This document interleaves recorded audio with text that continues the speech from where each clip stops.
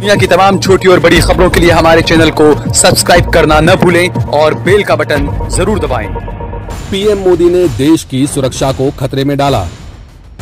मोदी की जिद की वजह से सेना की जानकारी हुई लीक। फ्रांस के हैकर ने पीएमओ की जानकारी भी की हैक। आरोग्य सेतु ऐप द्वारा हैक किया गया डाटा। कोरोना संक्रमण का फैलाव रोकने में मदद करने के लिए आरोग्य सेतु मोबाइल ऐप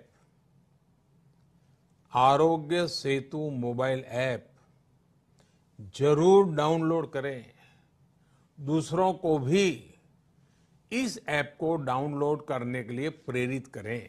कांग्रेस सांसद राहुल गांधी शुरू में ही आरोग्य सेतु ऐप को लेकर खतरा जाहिर कर चुके थे।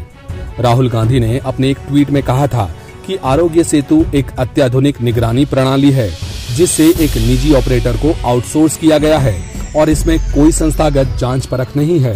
राहुल गांधी चिंता जाहिर करके सरकार और देश के युवाओं को आगाह करते रहे, लेकिन सरकार और अंधभक्त पप्पू पप्पू करते रहे। आखिरकार कोरोना वायरस को फैलने से रोकने के लिए मोदी सरकार ने जिस आरोग्य सेतु ऐप को तैयार किया था वो ऐप हैक हो गया। जी हाँ, फ्रांस के एक हैकर और cyber security expert Elliot Alderson ने आरोग्य सेतु ऐप को हैक करने का दावा किया है। एल्डरसन ने ट्वीट करके दावा किया है कि प्रधानमंत्री कार्यालय में 5 लोगों की तबीयत ठीक नहीं है। इलियट एल्डरसन ने ट्वीट करके कहा है कि आरोग्य सेतु ऐप एक ओपन सोर्स ऐप है।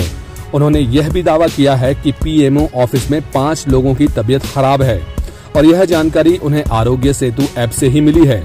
एल्डरसन ने यह भी दावा किया है कि भारतीय सेना के मुख्यालय में 2 लोग अस्वस्थ हैं।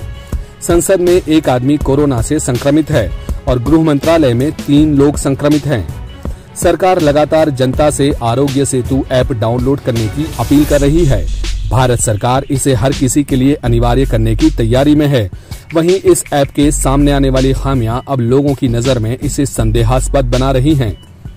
एक ओर सरकार नए फोन के सेटअप के लिए आरोग्य सेतु में रजिस्ट्रेशन अनिवार्य करने जा रही है, तो दूसरी तरफ कई लोगों का कहना है कि आरोग्य सेतु ऐप आम से खास तक हर व्यक्ति की निगरानी के लिए तैयार किया गया है। आपको बता दें कि सबसे पहले राहुल गांधी ने कहा था कि आरोग्य सेतु ऐप से डाटा सुरक्षा और निजता को लेकर गंभीर चिंताएं पैदा हो रही हैं। उन्होंने कहा था कि प्रौद्योगिकी हमें सुरक्षित रहने में मदद कर सकती है, लेकिन नागरिकों की सहमति के बिना उन पर नजर रखने का डर नहीं होना चाहिए।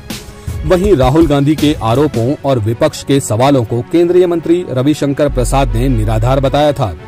केंद्रीय आईटी मंत्री रविशंकर प्रसाद ने कहा था कि यह ऐप डाटा और निजता की सुरक्षा के मामले में काफी मजबूत है।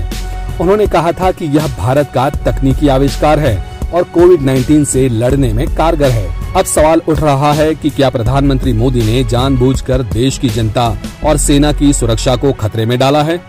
जिसे पप्पू पप्पू कहा गया, उस राहुल गांधी ने देश में कोरोना के आने से पहले भी सरकार को चेताया था, लेकिन सरकार ने उन्हें अनसुना किया। अब देश की जनता को समझ आ गया होगा कि आखिर में पप्पू है कौन, नरेंद्र मोदी या राहुल गांधी। कैमरामैन बकुल परमार के साथ सहल कुरैशी की रिपोर्ट, देश लाइव।